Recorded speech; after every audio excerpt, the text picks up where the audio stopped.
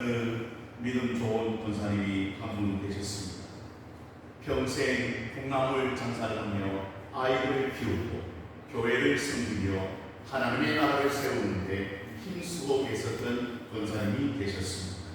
참으로 믿음 가운데 소망을 품고 하나님 나라를 기대하며 이제 나이가 들어서 기도하는 가운데 자녀들을 다 올바르게 성장시키고 이제 그 남은 인생을 하나님과 함께 동행하는 권사님이셨습니다. 그런데 중요한 것은 이제 그 어머니 집이 하도 낡고 그리고 다 오래돼서 이제 그 어머니 집을 새로 사들이기 위해서 이 자녀들이 모여서 의논을 하고 어머니에게 물어봤습니다. 어머니, 이제 연세도 드시고 이제 좋은 집에 살 수 있으니 우리가 집을 좀 구했습니다. 이제 그곳으로 이사하시기를 원합니다. 그랬더니 그 권사님은 안 된다고 말했어요. 나는 여기가 좋고 그리고 특별히 왜 좋은가 물어봤더니 바로 어디 옆에 있기 때문에 교회 옆에 있기 때문에 항상 오래 다닐 수도 있고 기도할 수도 있고 그러니 나는 딴 곳으로 이사하지 않겠다고 극구 부인을. 그런데 이 자녀들이 그래도 너무 그 집이 수리도 많이 해야 되고 여러 가지 조건이 좋지 않아서 그 권사님이 극구 또 부탁을 합니다. 이사를 하시기를 원합니다. 그때 권사님이 그 자녀에게 이렇게 말했습니다. 어떻게 말했냐? 그러면 너희들이 집을 좀 지어달라. 그렇게 이야기하면 우리 권사님이 이렇게 이야기했다고 합니다. 황금 복석으로 꾸민 집을 지어야 하고 문은 12진주문이 있어야 하고 뒷조석은 첫째가 벼고 둘째가 남보석, 셋째가 옥수, 넷째는 녹석, 다섯째는 홍마옥, 여섯째는 홍복석, 일곱째는 황옥, 여덟째는 노고, 아홉째는 당황옥, 열째는 비치옥, 열한째는 천옥, 또 12째는 자수정으로 지었다고 자녀들이 이야기했습니다. 그래서 자녀들이 놀랍니다. 아니, 이 세상에 그런 집을 어떻게 지을 수 있겠습니까? 그랬더니 우리 권사님이 그 자녀들에게 이야기합니다. 내가 가는 곳이 그러한 집이 있다.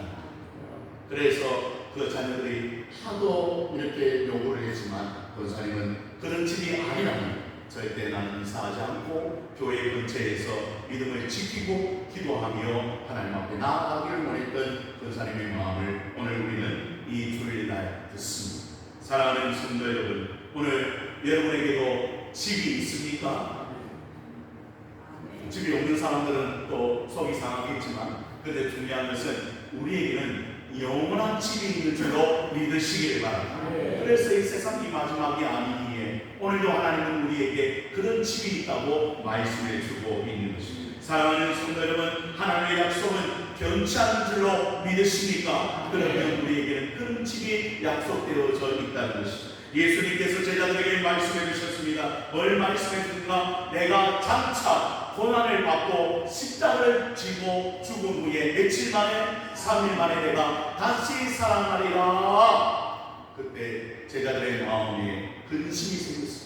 왜 주님은 어느 곳에 가시기에 그런 일이 우리 가운데 일어날 수 있단 말입니까? 그때 우리 주님께서 말씀해 주셨습니다. 요한복음에 누나 여러분이 잘 아는 말씀입니다. 너희는 마음에 근심하지 말라. 하나님을 믿으니 또 누굴 믿으라? 나를 믿으라. 내 아버지 집에 거할 것이 많도다. 그렇지 않으면 너희에게 일렀으리라. 내가 너희를 위하여 거처를 예비하러 가노니 가서 너희를 위하여 거처를 예비하면 내가 다시 와서 너희를 내게로 영접하여 나 있는 곳에 너희도 있게 하리라. 마음에 근심하지 말라. 너희가 있을 곳이 있다고 주님께서 말씀하셨습니다. 그럼에도 불구하고 그 제자들은 마음에 근심이 일어납니다. 그때 여러분 그 말씀을 하시고 난 후에 우리 주님께서 오늘 본문 1절의 말씀에 이렇게 이야기하고 있습니다. 또 그들에게 이르시되 내가 진실로 너희에게 이르노니 여기서 있는 사람 중에 죽기 전에 어떤 나라가 하나님의 나라가 권능으로 임할 것을 볼 자들도 있느니라 하시니라. 그러니 여러분 죽기 전에 어떤 나라? 하나님의 나라가 권능으로 임하는 것을 보게 될 것이다. 그리고는 엿새 후에 우리 주님께서 어떤 산으로 올라가십니까? 높은 산으로 올라가십니다. 이게 중요합니다. 이 말씀을 하시고 난 후에 그 제자 몇 명을 데리고 이제 어떤 산으로, 높은 산으로 올라가는데, 이 성경학자들은 이 산이 어떤 산인지 기록되어져 있지 않기 때문에 알 수가 없는 거예요. 어떤 사람은 갈멜산이다, 어떤 사람은 힐몬산이다, 어떤 사람은 뭐 갈릴리에 있는 산이다, 그렇게 이야기하지만 산에 어떤 근거가 없습니다. 근데 중요한 것은 아무튼 우리 주님께서는 높은 산으로 올라가셨고, 누가복음에 보니까 예수님께서는 기도하러 이 산에 올라가셨다고 기록하고 있습니다. 아무튼 오늘 예수님께서 제자 몇 명을 데리고 높은 산으로 올라가십니다. 중요한 것은 제가 말씀을 묵상하다가 늘 이 제자들처럼 되면 좋겠다는 생각이 들었어요. 오늘 본문의 말씀을 보니까 2절의 말씀을 또 보시죠.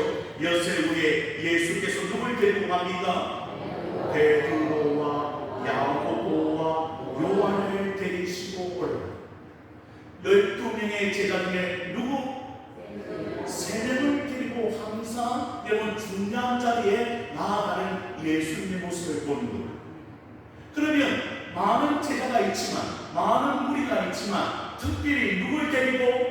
베드로와 야고보와 요한을 데리고 가는 이유는 뭘까요?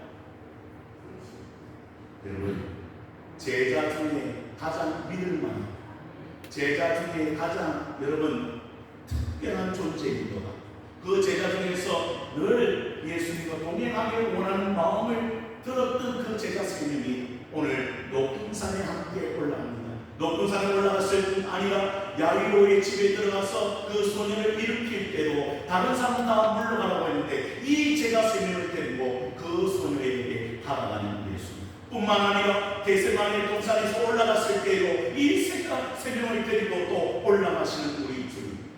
그래서 선택받은 사람들이 아닙니다. 사랑하는 성도 여러분, 놀라운 것은 베드로는 예수님의 수제자였습니다. 그렇죠? 늘 예수님을 어떻게 위해서 모든 것을 다 할 수 있을 만큼 그런 신뢰가 있었던 수제자였던 베드로. 여러분, 야고보 요한의 형제입니다. 이들은 어떻게 되었다고 제가 말씀을 드렸습니까? 야고보는 초대교회에 가장 먼저 순교한 사람입니다. 그리고 그 요한은 어떤 사람입니까? 제자 중에 가장 마지막에 여러분 하나님 품으로 올려갔던 제자였다는 사실을 우리는 알게 됩니다. 그래서 중요한 것은 제가 묵상하며 깨달은 것은 바로 나도 예수님과 이렇게 늘 동행할 수 있답니다. 나도 예수님의 선택에 부르심을 받아서 나도 특별한 존재가 되어 예수님과 가까이 가며 예수님의 은혜를, 예수님의 역사를, 예수님의 능력을 받을 수 있다면 얼마나 좋을까. 여러분, 오늘 변화산 사건은 다른 사건이 아닙니다. 높은 산에 올라갔더니 예수님께서 변화되어서 여러분 그 옷이요 얼마나 휘어졌는지 모릅니다.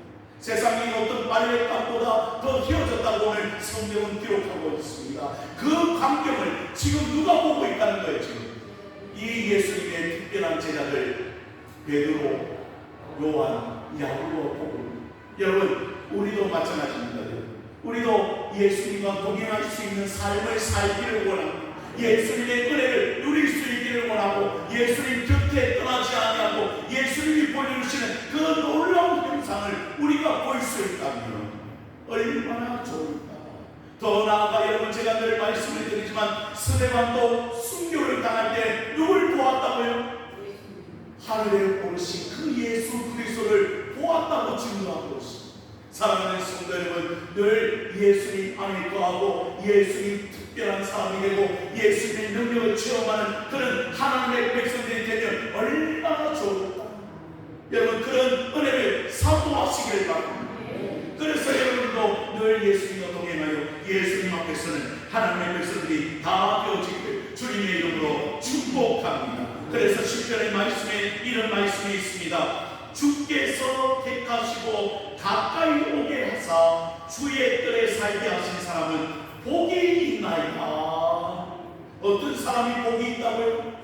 주께서 택하시고 가까이 오게 하사 주의 뜰에 살게 하신 사람은 복이 있다는 거예요. 방금 말씀드린 권사님처럼 나는 평생 교회 옆에 있었습니다. 교회에 떠나지 아니하고 항상 예배를 사모하고 주임전을 사모하며 하나님 앞에 오르고 싶은 그 마음을 하나님께서 받으셨던 것처럼 사랑하는 성도 여러분, 여러분도 항상 주의 전에 오르며 예배하기를 사모하고 예수님과 동행하기를 사모하는 그 마음이 있을 때 우리 주님 말씀합니다. 너희에게 복이 있구나.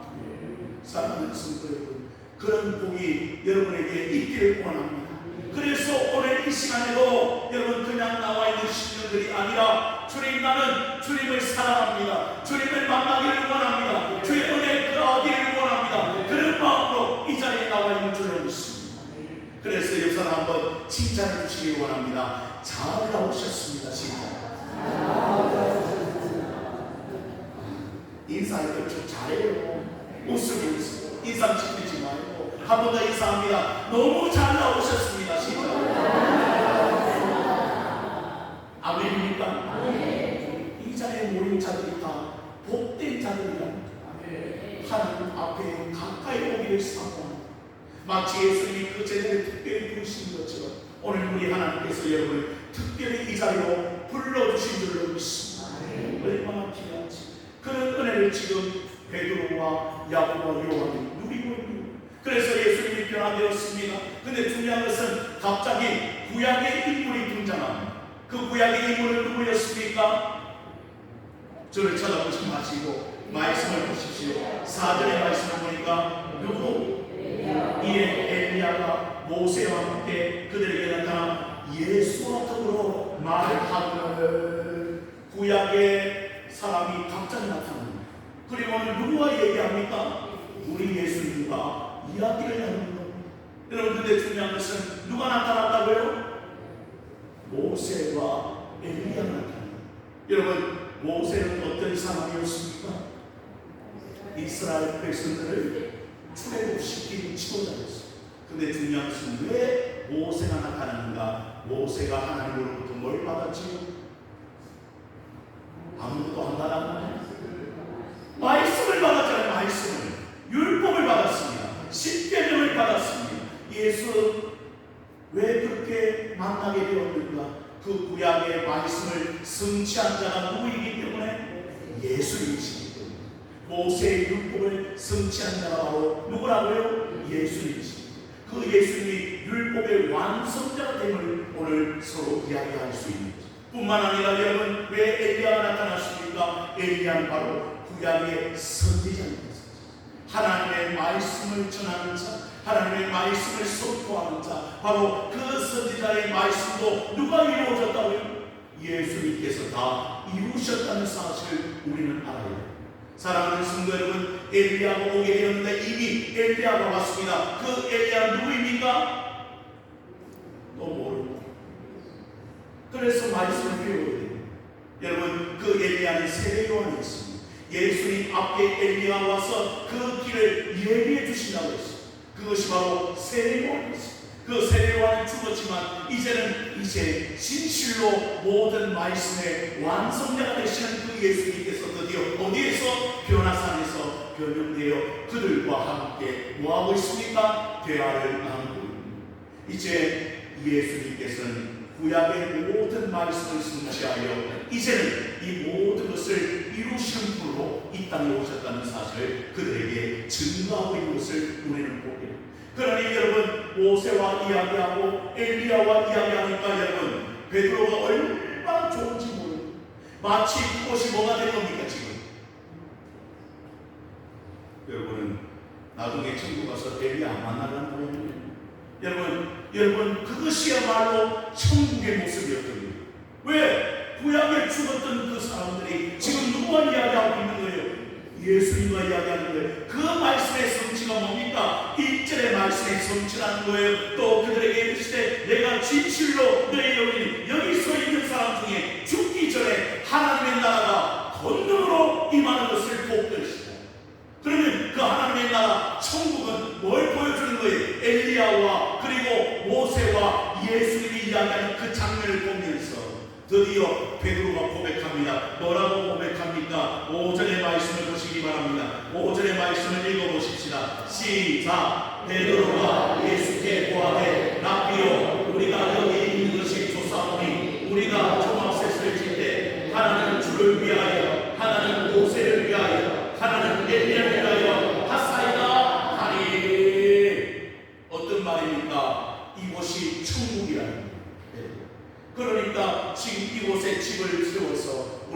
함께 거하는 역사가 있기를 원합니다.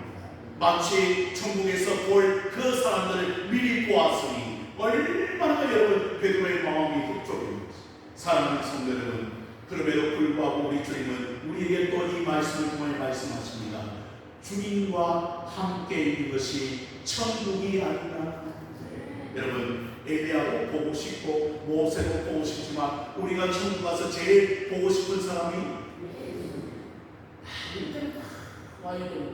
다시 우리가 천국 가서 제일 먼저 볼 사람이 예수. 그런 마음이 있습니까, 여러분? 그런 소망이 있습니까?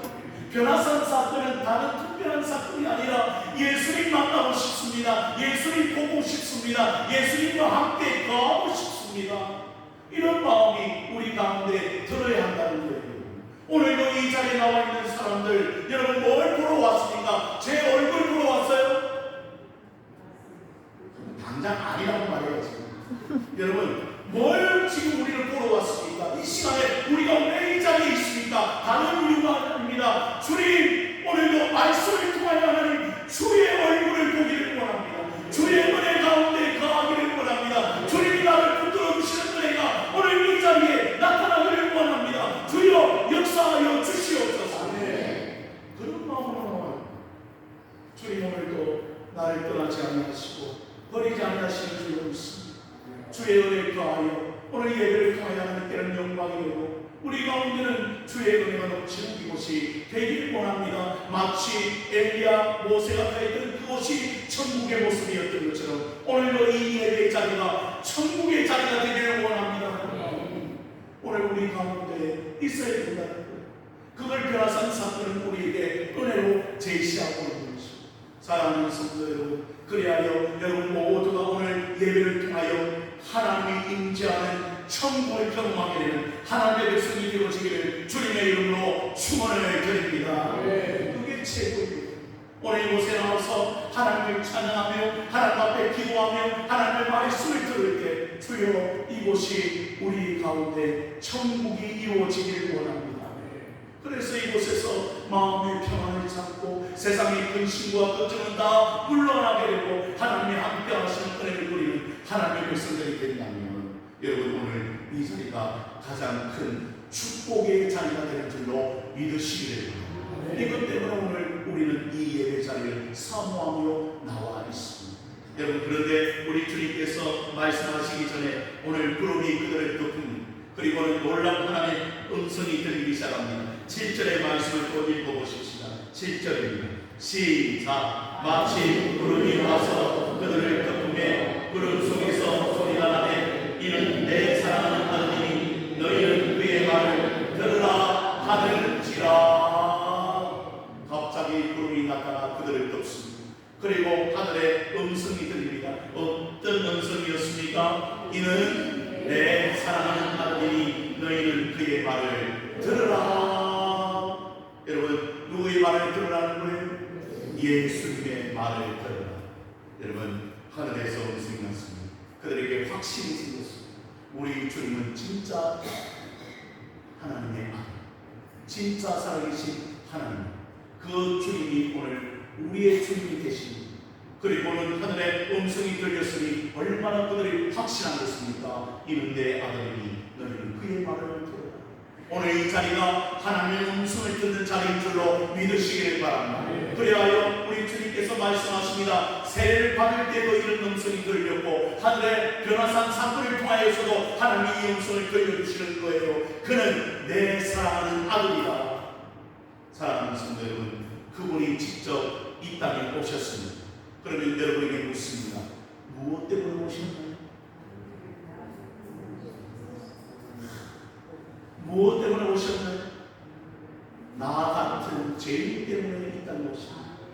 그리고 그 죄인을 위하여 죽으시고 그리고 부활의 소망을 던져주신 그 예수 그리스도, 그분만이 이 세상의 유일한 소망인 것을 여러분이 압니다. 제 많은 인생은 제 문제를 해결할 수가 없었습니다. 주님께서 오셔야 그 문제가 해결될 수 있었습니다. 왜? 그분이 죽어주셔야 우리의 제 문제가 해결할 수 있기 때문에. 피 흘림이 없이는 뭐가 없다고요? 오늘 주님께서 이 땅에 오신 것을 이루시기 위하여 오늘 변화산 사건을 통하여 우리에게 말씀하셨습니다. 너희는 내 사랑하는 아들이야. 예수님도 하나님 편에서는 사랑하는 아들이지만 오늘 우리도 마찬가지입니다.